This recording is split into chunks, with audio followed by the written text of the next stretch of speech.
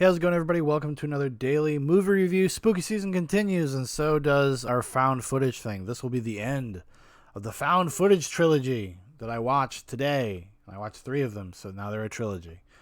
Um, so this is from 2013. It's called Descent into Darkness, My European Nightmare. The film is directed by Rafaël Cherkaski, written by Quentin Boutin, Simon-Pierre Beau, and Rafaël Cherkaski. It stars Rafaël Cherkaski and a bunch of other people. The plot synopsis is: a journalist from an Eastern European country arrives in Paris to start a tour of European capitals. His intention is to make a documentary about the European dream. Between fascination and difficulty of adaptation, Sorgoy struggles to complete his project, and his expedition drives him to a devastating state of madness. So yeah. This is actually the second time I've watched this movie in the past month. I meant to record a video about it a while back. I had a lot of thoughts about it. It was very interesting, and I didn't really know how I felt about it. So that video, if I had made it, probably would have been more ponderous. Maybe it's something I would have filmed at night over a drink, and just sat there and just kind of vamped on the movie. But now, having watched it again, I definitely have a better, more solid opinion about why I think the way I do about it.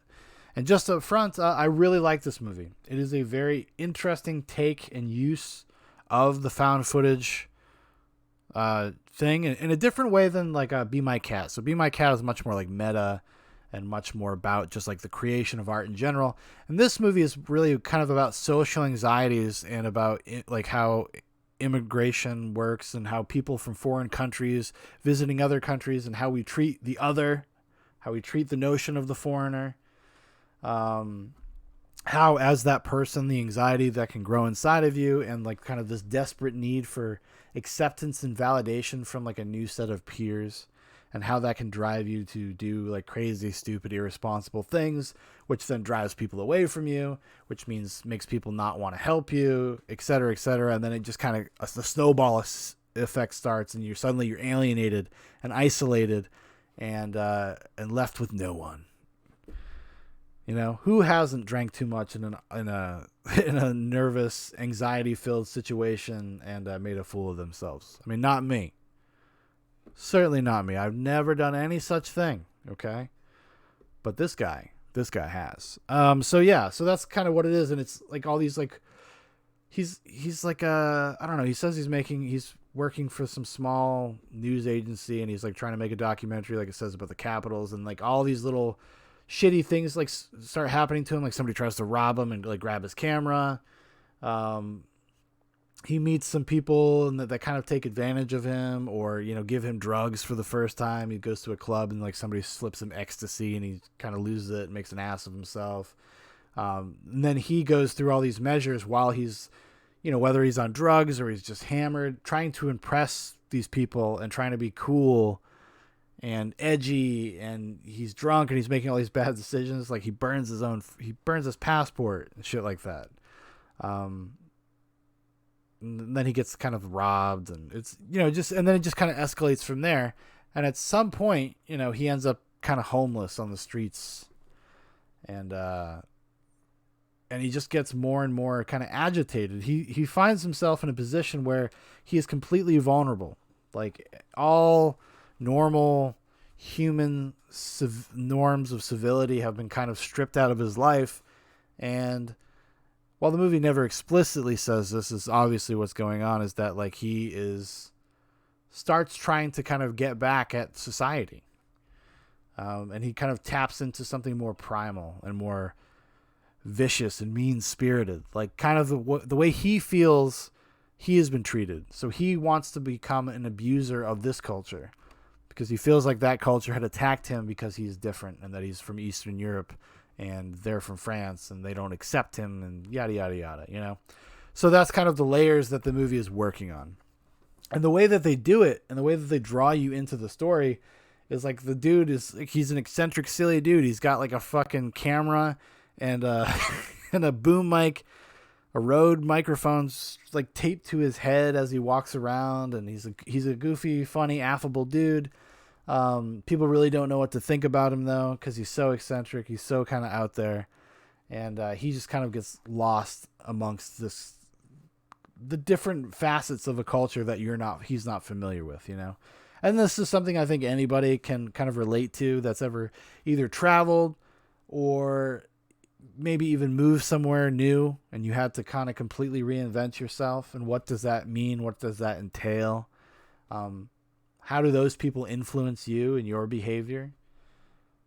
So that's kind of, you know, what the movie's dealing with, I think, thematically. But they wrap it in this like fucking crazy, wild horror movie, where the movie's very anxiety inducing, and it has like the craziest last 30 minutes in a movie I've seen in a while. Like, it is dark and it's disturbing, and you cannot look away.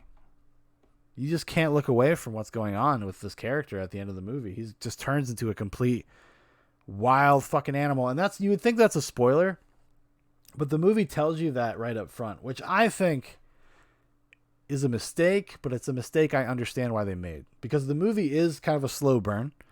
It would feel meandering if people did not know that there was going to be a payoff to kind of the story. I don't know if people would stick around, because it just feels like a 1,000 YouTube videos you've seen of crazy, weird, eccentric people making travel vlogs and stuff, you know. It feels very contemporary in that sense. It does feel like something that is like, if you grew up or if you watch a lot of YouTube stuff, some of more of like the lo-fi kind of cheap YouTube stuff, you're gonna feel right at home here. It feels actually, you know, it feels like YouTube from like 2009. People just with fucking handy cams walking around and talking and stuff. Like, it has that kind of sense to it. And it creates a credible reality, a credible world, and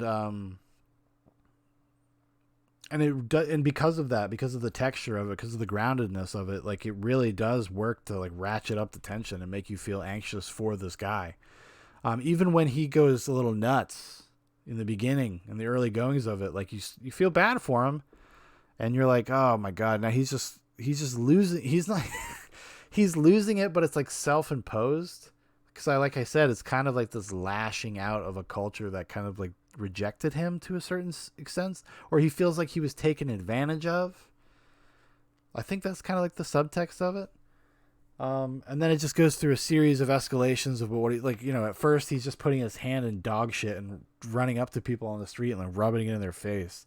Like, so it starts there. And then it ends, and in a fucking insane place. Holy shit. So I'm going to spoil the end of the movie. I got to talk about the end of the fucking movie. I got to talk about it with somebody, so I'll talk to myself on a camera. But yeah, we're going to get into that. So if you would not like to be spoiled, if you don't want to be spoiled for the rest of the movie, just stop here, stop the video. Go check it out. It's on Amazon Prime right now. Descent into Darkness, My European Nightmare. Worth a watch. Worth a watch, in my opinion. Really enjoyed it. Okay. So, once things start fully escalating, like, he's terrorizing people in the park, he's terrorizing people on the street, he goes into the country, and he like finds this house with a family in it, sort of terrorizing them. And that's kind of where the movie, that's the high point of the violence, right? It's where it escalates towards.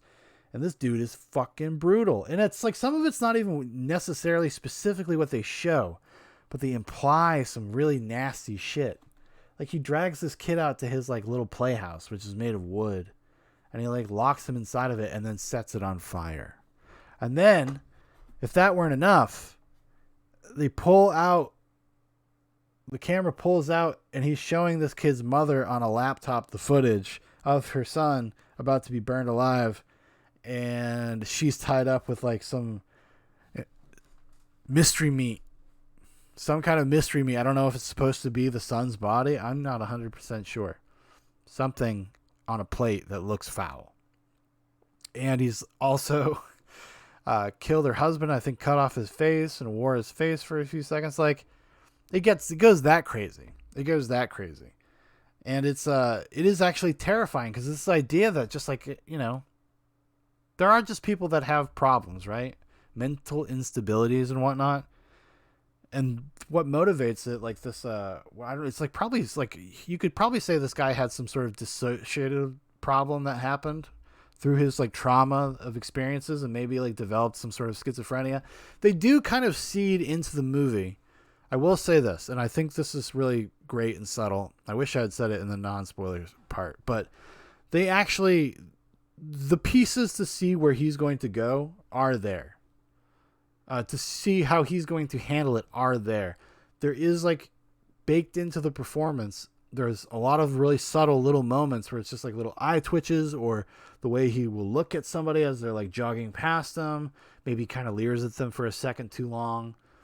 Just stuff like that. All these little identifiers that show that he's got something kind of more malevolent bubbling beneath him, like an unstable nature.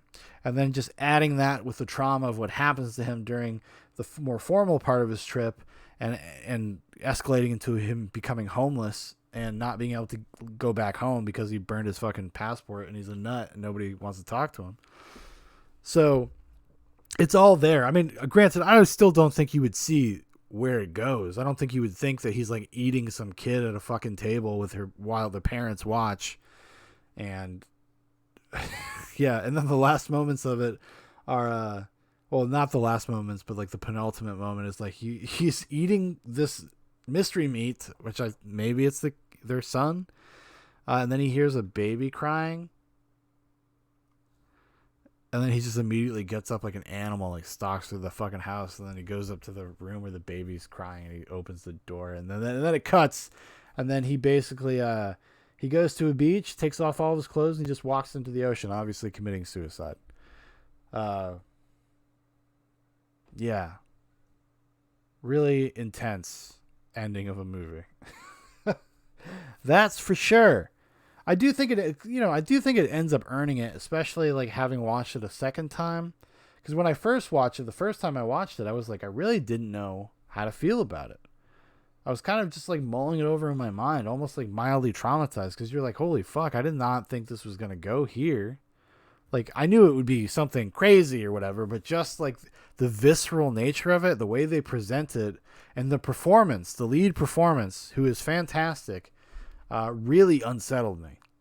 It's very disturbing stuff.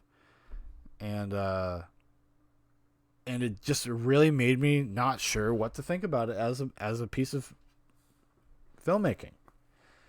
In a good way, though. And I guess supposedly at the end of the day, in a good way. So if you're like fucked up, you got like a sixth sense of humor, or you got a sixth sense of the kind of things you enjoy, 'tis the season to indulge in these things. Descent into Darkness is definitely for you gorehounds out there. I mean, there's just it's like the banality of evil sometimes. Before he gets to this house, like it's just like this crazy passive antagonistic stuff he does that is probably some of the most unsettling stuff. Because he's just going crazier and crazier. Like, it literally starts... Well, actually, when I said it starts with him, like, rubbing dog shit in people's faces, it actually starts with him, like, going up to a bunch of, like, either late teens or early 20s kids and, like, grabbing a guitar of theirs and pretending to play it like a maniac and then smashing it and then running away into the night going, like... So that's where it kind of starts. The antagonism starts. And I really do think it comes from a place of like he's confused and he feels discombobulated and alienated. And he's trying to kind of rationalize his position and wants to take control back of his life. And this is what he decides to do. And there's this notion that he's like drinking a ton of alcohol while all this is going on. He's always walking around with a bottle of vodka. So yeah.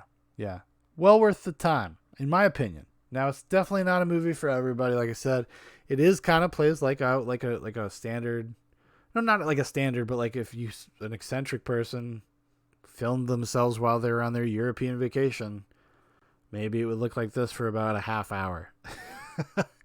And then it starts, slowly kind of building into where it goes. And I think Descent into Darkness is definitely an apt title because it does feel like that. All right, everybody. Thank you so much for watching. Thank you for listening. If you'd like to know more about Zoobox, please click a link in the description. There's a bunch of stuff in there. Facebook, Instagram, Twitter. Also, if you'd like to make a recommendation for one of these daily videos, throw it in the comments. You know what to do. Goodbye.